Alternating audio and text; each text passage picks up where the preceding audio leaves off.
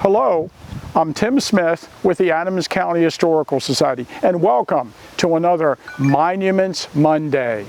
And today we're going to talk about the strange story of the 4th Ohio Infantry Memorial. The story starts with this odd type of material that was used to design tombstones and monuments that became very popular in the 1880s.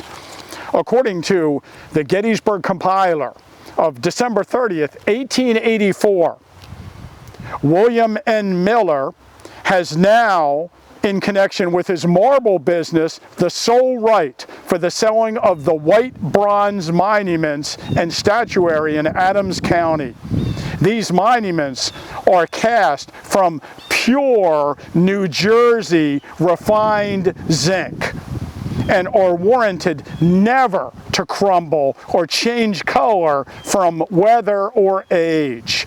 A specimen can be seen by calling at our marble yard on East Middle Street, Gettysburg, Pennsylvania.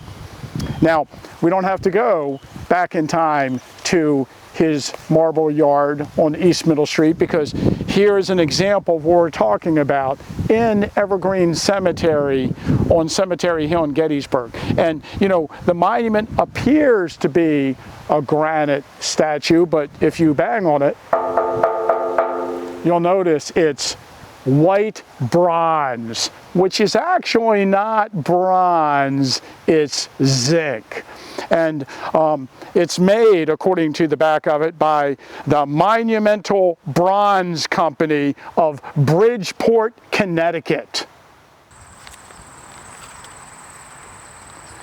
So in early 1887, a few years after William Miller had the contract for the white bronze statues here at his marble yard, the Gettysburg Battlefield Memorial Association became concerned about the how long the monuments that they were erecting on the battlefield would last.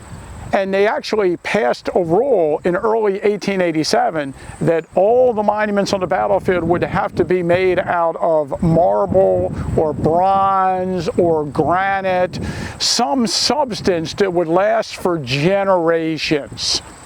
There's an interesting article in the Gettysburg newspaper on July 19th, 1887.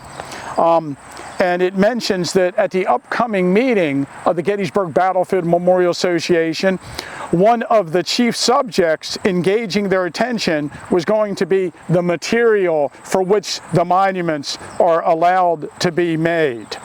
And it actually mentions in here that the White Bronze Company, as well as prominent marble dealers, you know, William Miller to be specific, have been working for a modification of this resolution, if not for its repeal. And so the directors of the Gettysburg Battlefield Memorial Association passed a resolution that since the 4th Ohio Infantry Association had already contracted with the White Bronze Company prior to them passing a rule about what monuments could be made of, they decided that they would be allowed to use the White Bronze Company.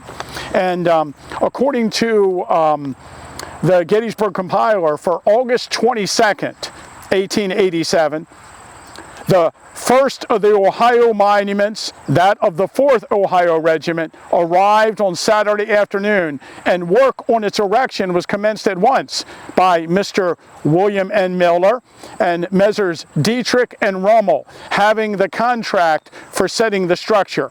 The material is white bronze, and it was made by the Monumental Bronze Company of Bridgeport, Connecticut. The shaft is surmounted by a life-size soldier in the position of parade rest, the whole being 30 feet high and 7 feet square at the base. Now,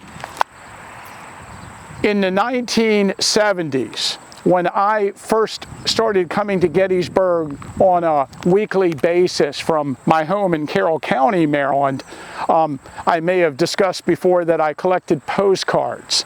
And we'll show a couple postcards here that I collected of East Cemetery Hill. And I noticed this monument on Cemetery Hill in the postcards, but that monument was not there. I had a pretty good memory, and I knew that that monument did not exist, and I was really, it was strange to me.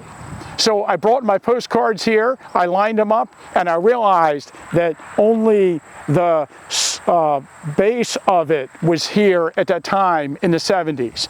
So reading more into it, what had happened is by the 1970s, there cracks developed in the white bronze. And remember, that's not supposed to happen. And the shaft actually leaned over. And apparently it got to like a 7% lean. And the Park Service removed the top shaft of the monument in 1974.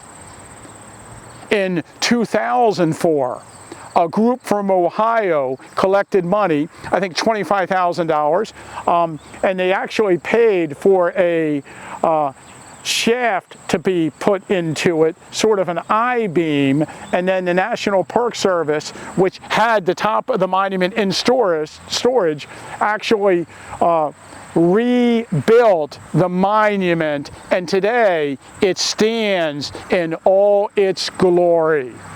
But of course, the lesson here is that the Gettysburg Battlefield Memorial Association was right. That if the monuments were not made of substances that would last for generations, they would not be here for generations.